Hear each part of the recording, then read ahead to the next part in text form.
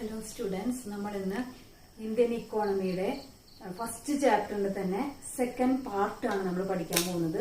അതായത് colonial പീരീഡിലെ industrial sector എങ്ങനെയായിരുന്നു, ബ്രിട്ടീഷുകാരുടെ കാലത്ത് നമ്മുടെ ഇൻഡസ്ട്രിയുടെ സ്ഥിതി അല്ലെങ്കിൽ വ്യവസായങ്ങളുടെ ഒരു അവസ്ഥ എങ്ങനെയായിരുന്നു എന്നാണ് നമ്മൾ പഠിക്കാൻ പോകുന്നത്.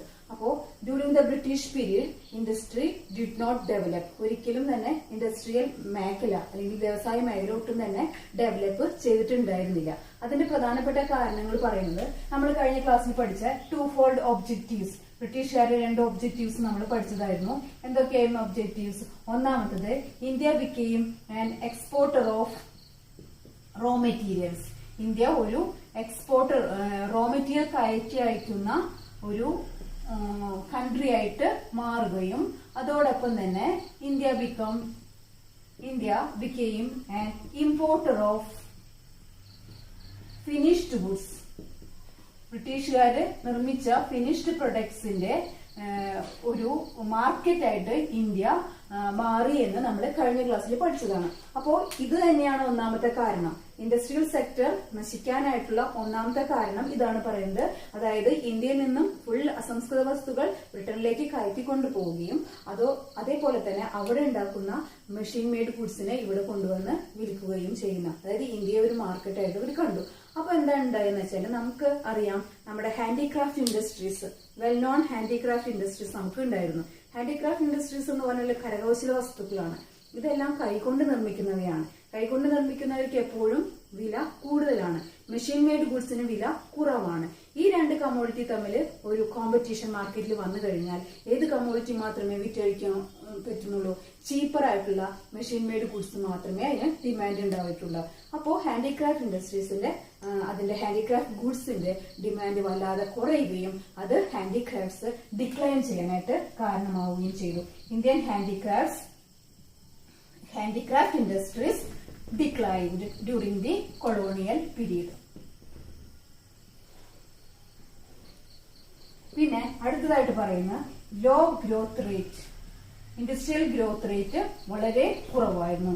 Law growth rate of industries it was about 30, it contribute about 13% to GDP. നമ്മൾ പറഞ്ഞിട്ടുണ്ട് GDP-യിലേക്ക് 3 സെക്ടേഴ്സിന്റെ കോൺട്രിബ്യൂഷൻ ഉണ്ടെന്ന് പറഞ്ഞിട്ടുണ്ട് കഴിഞ്ഞ ക്ലാസ്സിൽ.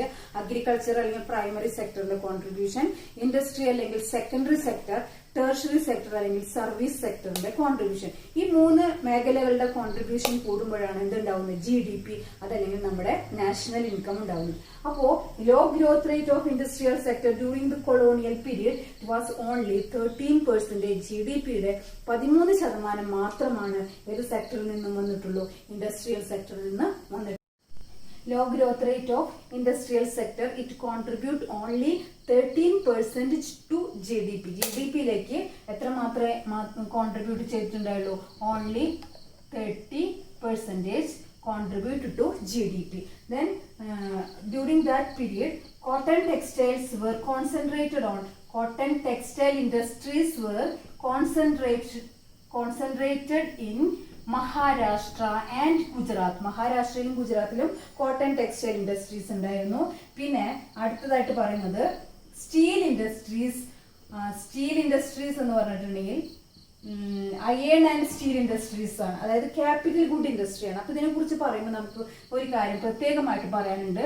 ടിസ്കോ എന്ന് പറഞ്ഞാൽ Tata iron and steel company was set up in the year 1907 by Jamshedji Tata in Bihar.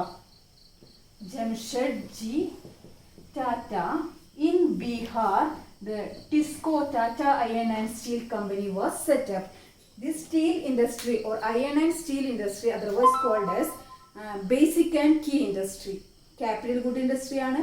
അതല്ലെങ്കിൽ വേറൊരു പേര് പറയും basic and key industry. Basic and key industry എന്ന് പറഞ്ഞാൽ നമ്മുടെ രാജ്യത്തിന്റെ ഡെവലപ്മെന്റിന് ഏറ്റവും അത്യാവശ്യമുള്ള ഇൻഡസ്ട്രി ആയതുകൊണ്ടാണ് അയൺ ആൻഡ് സ്റ്റീൽ ഇൻഡസ്ട്രീനെ നമ്മൾ എന്ത് പേര് പറയുന്നത്?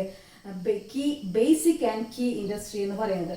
അപ്പോൾ ഈ പീരീഡിൽ, അതായത് കൊളോണിയൽ പീരീഡിൽ തന്നെ ഏറ്റവും പ്രധാനപ്പെട്ട ഒരു കാര്യം ഇൻഡസ്ട്രിയൽ സെക്ടറിൽ നമുക്ക് ഏറ്റവും പ്രധാനപ്പെട്ട നമ്മുടെ ഓർമ്മിച്ച് വെക്കേണ്ട ഒരു കാര്യമാണ് ഒരു ഇൻഡസ്ട്രി, അതായത് അയൺ ആൻഡ് സ്റ്റീൽ ഇൻഡസ്ട്രി ആയ Tata Iron and Steel Company, which was set up in the year 1907 by Jamshedji Tata in Bihar. ബീഹാറില് ജംഷഡ്ജി ടാറ്റ എന്ന വ്യക്തിയുടെ സംരംഭമായ Tata iron and steel company which was set up in the year 1907.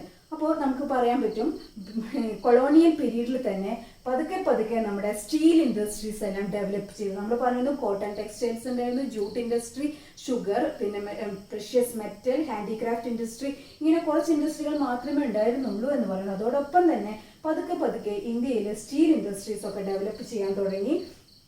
ഏറ്റവും നല്ല ഉദാഹരണമായിട്ട് നമുക്ക് പറയാനുള്ളത് ടിസ്കോ ആണ്. ടിസ്കോ സെറ്റപ്പ് ചെയ്ത വർഷം ബൈ ഹാർട്ട് പഠിച്ചു വയ്ക്കാം, 1907.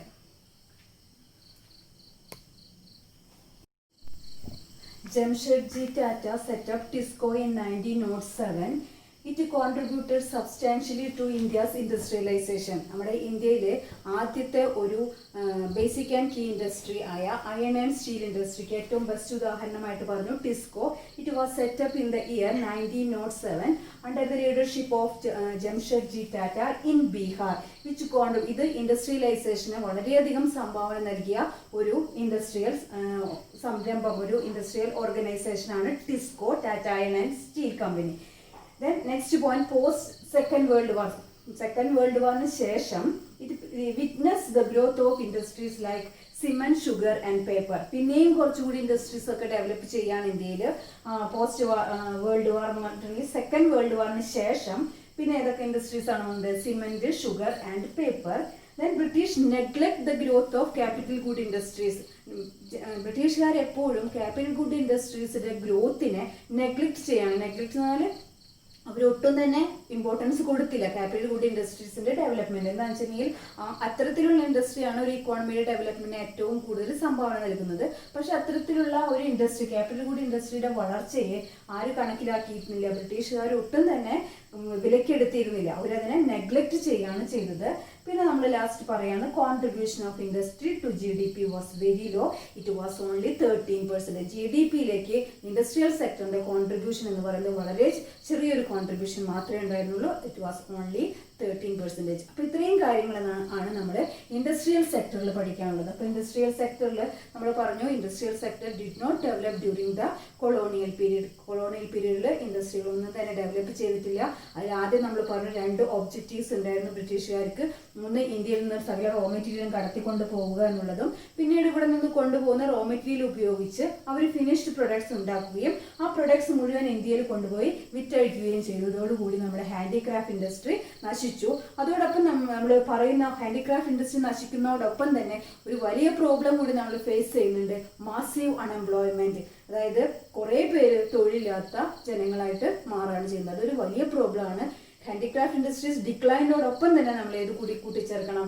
There was a massive unemployment during that period. പിന്നെ നമ്മൾ പറഞ്ഞു പതുക്കെ പതുക്കെ സ്റ്റീൽ ഇൻഡസ്ട്രീസ് ഡെവലപ്പ് ചെയ്തു. സ്റ്റീൽ ഇൻഡസ്ട്രി ഡെവലപ്പ് ചെയ്തതിന്റെ ഏറ്റവും പ്രധാനപ്പെട്ട ഒരു ഇൻഡസ്ട്രിയുടെ പേര് നമുക്ക് ആ സമയത്ത് പറയേണ്ടി വരും, TISCO. It was set up in the year 1907. പിന്നെ കോൺട്രിബ്യൂഷൻ, ഇൻഡസ്ട്രിയൽ കോൺട്രിബ്യൂഷൻ GDPയിലേക്ക് വളരെ ചെറിയൊരു കോൺട്രിബ്യൂഷൻ മാത്രമേ ഉണ്ടായിരുന്നുള്ളൂ, 13% മാത്രം. അതോടൊപ്പം തന്നെ ചെറിയ ചെറിയ ഇൻഡസ്ട്രികളൊക്കെ ഇന്ത്യയിൽ ഉദയം ചെയ്യാൻ തുടങ്ങി. സിമെന്റ്, ഷുഗർ, പേപ്പർ പോലെയുള്ള ഇൻഡസ്ട്രീസ് എല്ലാം ഉദയം ചെയ്തു. ബ്രിട്ടീഷുകാർ ഒരിക്കലും നമ്മുടെ ഇക്കോണമിയുടെ ഡെവലപ്മെന്റ് ആവശ്യമുള്ള ക്യാപിറ്റൽ ഗുഡ് ഇൻഡസ്ട്രീസിന്റെ വളർച്ചയ്ക്ക് യാതൊരു തര താല്പര്യവും അവർ കാണിച്ചില്ല. അവരത് തഴയാണ് ചെയ്തത്. Neglect the growth of capital good industries during that period. ഇനി അടുത്ത് നമുക്ക് ടോപ്പിക്കിലേക്ക് കടക്കാം. ഫോറിൻ ട്രേഡ് ആണ്. ഫോറിൻ ട്രേഡിനെ കുറിച്ച് പറയുമ്പോൾ വിദേശ വ്യാപാരം, ഫോറിൻ ട്രേഡിനെ കുറിച്ച് പറയുമ്പോൾ നമുക്കറിയാം ബ്രിട്ടീഷുകാരുമായിട്ടാണ് ഇന്ത്യക്ക് ഏറ്റവും കൂടുതൽ വ്യാപാരം ഉണ്ടായിരുന്നത്. അതിൽ നമ്മുടെ വ്യാപാരത്തിന്റെ, വിദേശ വ്യാപാരത്തിന്റെ പകുതിയോളവും ബ്രിട്ടൻ ആയിട്ടായിരുന്നു. പിന്നെ ബാക്കി പകുതി ഏതെല്ലാം രാജ്യങ്ങളായിട്ടായിരുന്നു എന്നാണ് നമ്മൾ നോക്കേണ്ടത്. ഫോറിൻ ട്രേഡിൽ നമ്മൾ വീണ്ടും ആ 2-fold ഒബ്ജക്റ്റീവ്സ് തന്നെ വീണ്ടും വീണ്ടും റിപ്പീറ്റ് ചെയ്യാണ്. ബ്രിട്ടീഷുകാരുടെ ലക്ഷ്യങ്ങൾ എന്തായിരുന്നു? ആ 2 ഒബ്ജക്റ്റീവ്സ് വീണ്ടും നമ്മളിവിടെ ഫസ്റ്റ് തന്നെ പറയണം. എന്തൊക്കെയായിരുന്നു objectives? India became an exporter of raw material and importer of finished goods. അപ്പോൾ നമ്മൾ ഫോറിൻ ട്രേഡ് എന്ന് പറഞ്ഞാൽ നമുക്കറിയാം വിദേശ വ്യാപാരമാണ്. ഏതെല്ലാം രാജ്യങ്ങളായിട്ടാണ് ഇന്ത്യക്ക് വ്യാപാരം ഉണ്ടായിരുന്നത്? ആദ്യകാലം നമുക്കറിയാം ബ്രിട്ടീഷുകാർ നമ്മുടെ ഇവിടെ വന്നത് തന്നെ ട്രേഡിന് വേണ്ടിയിട്ടാണ്. പിന്നീട് അവിടെ നമ്മുടെ രാജ്യത്തിന്മേൽ ആധിപത്യം സ്ഥാപിക്കുകയാണ് ചെയ്തത്. അപ്പോൾ അവരെ ഇങ്ങോട്ടേക്ക് ആകർഷിച്ചത് നമ്മുടെ ഇവിടുത്തെ ഫ്ലറിഷ്ഡ് ആയിട്ടുള്ള നമ്മുടെ സിറ്റുവേഷൻ, എക്കണോമിക് സിറ്റുവേഷൻ, അല്ലെങ്കിൽ ജൂട്ട് ഇൻഡസ്ട്രികളും കോട്ടൺ ഇൻഡസ്ട്രിയും സ്പൈസസ്, ഹാൻഡിക്രാഫ്റ്റ്സ് വെൽ ഡെവലപ്ഡ് ആയിരുന്നു എന്നും സെൽഫ് സഫിഷ്യന്റ് ആയിരുന്നു എന്നൊക്കെ നമ്മൾ ഓൾറെഡി പഠിച്ചു കഴിഞ്ഞ കാര്യങ്ങളാണ്. അപ്പോൾ ഇവിടെ നമ്മൾ ഫോറിൻ ട്രേഡ് പറയുമ്പോൾ ഇന്ത്യയുടെ ഫോറിൻ ട്രേഡിൽ പകുതി, അതായത് 50% ട്രേഡും ബ്രിട്ടനായിട്ടായിരുന്നു. ബാക്കി 50% ട്രേഡും ഏതൊക്കെ രാജ്യങ്ങളായിട്ടാണ്? ചൈന ആയിട്ടുണ്ടായിരുന്നു, കൊളംബോ എന്ന് പറഞ്ഞിട്ടുണ്ടെങ്കിൽ നമ്മുടെ ശ്രീലങ്ക, ദെൻ പേർഷ്യ എന്ന് പറഞ്ഞിട്ടുണ്ടെങ്കിൽ ഇറാൻ. ഈ രാജ്യങ്ങളായിട്ടാണ് ബാക്കി പകുതി ട്രേഡ് ഉണ്ടായിരുന്നത്. ഇനി നമ്മൾ പറയുന്നത് ടു ഫോൾഡ് ഒബ്ജക്റ്റീവ്സ്, വീണ്ടും പറയുന്നതാണ്, ഞാൻ അത് എഴുതുന്നില്ല. ടു ഫോൾഡ് ഒബ്ജക്റ്റീവ്സ് നമുക്കറിയാം. India become an exporter of raw material and importer of finished products. ഇനി അതിനുശേഷമായിട്ട് നമ്മൾ പറയുന്നത് നമുക്കപ്പോൾ എന്തെല്ലാമാണ് എക്സ്പോർട്ട് ഐറ്റംസ്, എന്തെല്ലാമാണ് ഇമ്പോർട്ട് ഐറ്റംസ് എന്ന് കൂടി ഒന്ന് നോക്കേണ്ടി വരും. നമുക്കറിയാം ഫുള്ളും എക്സ്പോർട്ട് ചെയ്യുന്നത് റോ മെറ്റീരിയൽ ആയിരുന്നു. അപ്പോൾ ആദ്യം നമ്മൾ എഴുതുന്നത് റോ കോട്ടൺ എഴുതണം, പിന്നെ ജൂട്ട് എഴുതണം, പിന്നെ സിൽക്ക്, പിന്നെ വൂൾ. ഇത്രയും കാര്യങ്ങളാണ് നമ്മൾ ഇവിടെ നിന്ന് എക്സ്പോർട്ട് ചെയ്തത്. ഇമ്പോർട്ട് ചെയ്തതെല്ലാം എന്തായിരുന്നു? ഫിനിഷ്ഡ് പ്രൊഡക്ട്സ് ആണ് എന്ന് പറഞ്ഞാൽ ആദ്യം നമ്മൾ കോട്ടൺ ടെക്സ്റ്റൈൽസ് എഴുതുന്നു, പിന്നെ സിൽക്ക്, പിന്നെ വൂളിൻ്റെ ഫിനിഷ്ഡ് പ്രൊഡക്ട്സ്, പിന്നെ ലൈറ്റ് മെഷീനറീസ്, ചെറിയ യന്ത്ര സാമഗ്രികളും നമ്മൾ മെഷീനറീസും ഇമ്പോർട്ട് ചെയ്തിരുന്നു. ഇനി ഈ കാലഘട്ടത്തിൽ പ്രധാനപ്പെട്ട ഒരു ഫീച്ചറായിട്ട് പറയുന്നത് during the colonial period India നേരിട്ട ഒരു സിറ്റുവേഷൻ ആണ്. India face a situation of export surplus. India faced a situation of export surplus എന്താണെന്നാണ് നമുക്ക് അറിയേണ്ടത്. എക്സ്പോർട്ട് സർപ്ലസ് എന്ന് പറഞ്ഞാൽ exports are greater than import ആണ്. എക്സ്പോർട്ട് കൂടുതലും ഇമ്പോർട്ട് കുറവുമായിട്ടുള്ള ഒരു സിറ്റുവേഷൻ. എക്സ്പോർട്ട് എന്ന് പറഞ്ഞാൽ കയറ്റുമതിയാണ്, ഇമ്പോർട്ട് എന്ന് പറഞ്ഞാൽ ഇറക്കുമതിയാണ്. എക്സ്പോർട്ട് കൂടുതലും ഇമ്പോർട്ട് കുറവുമായിട്ടുള്ള സിറ്റുവേഷനെ പറയുന്ന പേരാണ് എക്സ്പോർട്ട് സർപ്ലസ്. എക്സ്പോർട്ട് സർപ്ലസ് എന്ന് പറഞ്ഞാൽ എപ്പോഴും ഒരു രാജ്യത്തിന് ഏറ്റവും ലാഭമുണ്ടാക്കുന്ന ഒരു സിറ്റുവേഷനെയാണ് നമ്മൾ ഈ എക്സ്പോർട്ട് സർപ്ലസ് എന്ന് പറയുന്നത്. പക്ഷേ ഇവിടുത്തെ പ്രത്യേകത എന്താണെന്ന് വെച്ചാൽ ബ്രിട്ടീഷുകാർ കൊളോണിയൽ പീരീഡിൽ നടത്തിയ ട്രേഡിൽ എക്സ്പോർട്ട് സർപ്ലസ് നമുക്ക് ഉണ്ടായി എന്നിരുന്നാലും ഒരിക്കലും അത് ഇന്ത്യക്ക് ലാഭം ആയിരുന്നില്ല. എന്തുകൊണ്ടാണെന്ന് വെച്ചിട്ടുണ്ടെങ്കിൽ നമുക്കറിയാം നമ്മുടെ രാജ്യത്തെ മുഴുവനും അടക്കി ഭരിച്ചിരുന്നത് ബ്രിട്ടീഷുകാരാണ്. അവിടെ കിട്ടുന്ന എക്സ്പോർട്ട് സർപ്ലസ് അല്ലെങ്കിൽ നമുക്ക് വിദേശത്ത് നിന്ന് വരുന്ന വിദേശ നാണ്യം മുഴുവനും ഉപയോഗിച്ചിരുന്നത് ആര് തന്നെയാണ്? ബ്രിട്ടീഷുകാർ തന്നെയാണ്. അവരുടെ ആവശ്യങ്ങളെ മീറ്റ് ചെയ്യുക, അവരുടെ താല്പര്യങ്ങളെ സംരക്ഷിക്കുക. ഒരിക്കലും എക്സ്പോർട്ട് സർപ്ലസിൽ നിന്ന് കിട്ടുന്ന ഇൻകം അല്ലെങ്കിൽ ഫോറിൻ എക്സ്ചേഞ്ച് ഒരിക്കലും നമ്മുടെ രാജ്യത്തിൻ്റെ ഡെവലപ്മെന്റിന് വേണ്ടിയിട്ട് ഉപയോഗിച്ചിട്ടില്ല. അവരുടെ ആവശ്യങ്ങൾ, ഉദാഹരണമായിട്ട് പറയുന്നത് വാർ എക്സ്പെൻസസ്, അവരുടെ ചിലവുകൾ, യുദ്ധത്തിന് വേണ്ടി വരുന്ന ചിലവുകളെല്ലാം അവർ മീറ്റ് ചെയ്തിരുന്നത് ഈ എക്സ്പോർട്ട് സർപ്ലസ് ഉപയോഗിച്ചാണ്. അതുകൊണ്ട് നമുക്ക് ഒരിക്കലും നമ്മുടെ ഇന്നത്തെ ഒരു സിറ്റുവേഷൻ വെച്ച് നോക്കുകയാണെങ്കിൽ നമുക്ക് എക്സ്പോർട്ട് സർപ്ലസ് എന്ന് പറഞ്ഞാൽ വളരെ വലിയ കാര്യമാണ്, വളരെയധികം നമുക്ക് ബെനിഫിറ്റ് ഉണ്ടാക്കുന്ന കാര്യമാണ്. പക്ഷേ കൊളോണിയൽ പീരീഡിൽ എക്സ്പോർട്ട് സർപ്ലസ് ഉണ്ടായിരുന്നു എന്നിരുന്നാലും ഒരിക്കലും അത് ഇന്ത്യൻ ഇക്കോണമിക്ക് യാതൊരു തരത്തിലുള്ള ഗുണവും ചെയ്തിട്ടില്ല എന്നുള്ളതാണ് പ്രധാന കാര്യം. ഇനി നമ്മൾ പറയുന്നത് എന്താണെന്ന് വെച്ചാൽ ഇതിൽ ലാസ്റ്റ് നമ്മൾ പറയാണ് അവരുടെ ആവശ്യങ്ങൾ മുഴുവൻ മീറ്റ് ചെയ്തത് ഇന്ത്യയിൽ വരുന്ന വിദേശ നാണ്യ ശേഖരം കൊണ്ടാണെന്ന് പറഞ്ഞു. അതോടൊപ്പം തന്നെ അവർ നമ്മുടെ എല്ലാ റോ മെറ്റീരിയൽസും കടത്തിക്കൊണ്ടുപോവുകയാണ് ചെയ്തത്. അല്ലെങ്കിൽ നമ്മുടെ വെൽത്ത് മുഴുവനും, ഇന്ത്യയുടെ വെൽത്ത് മുഴുവനും എങ്ങോട്ടേക്ക് കൊണ്ടുപോവാണ് ചെയ്തത്? ബ്രിട്ടനിലേക്ക് കൊണ്ടുപോവാണ് ചെയ്തത്. അപ്പോൾ ഇത്രയും കാര്യങ്ങളാണ് നമ്മൾ ഫോറിൻ ട്രേഡിൽ പഠിക്കാനുള്ളത്. അപ്പോൾ എക്സ്പോർട്ട് സർപ്ലസ് ഉണ്ടായിരുന്നു എന്ന് പറയുന്നുണ്ട്.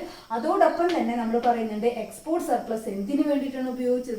To meet their own expenses. അവരുടെ തന്നെ ആവശ്യങ്ങളെ മീറ്റ് ചെയ്യാൻ വേണ്ടിയിട്ടാണ് അവർ ഈ എക്സ്പോർട്ട് സർപ്ലസ് ഉപയോഗിച്ചത്. അപ്പോൾ നമ്മൾ ഇന്ന് 2 ടോപ്പിക്കാണ് പഠിച്ചത്. ഇനി ഒരു ടോപ്പിക് കൂടി നമുക്ക് പഠിക്കാനുണ്ട്, അത് അടുത്ത ക്ലാസ്സിൽ ഞാൻ പറഞ്ഞുതരാം. ഇന്ന് നമ്മൾ പഠിച്ചത് industrial sector and foreign trade. Okay, thank you.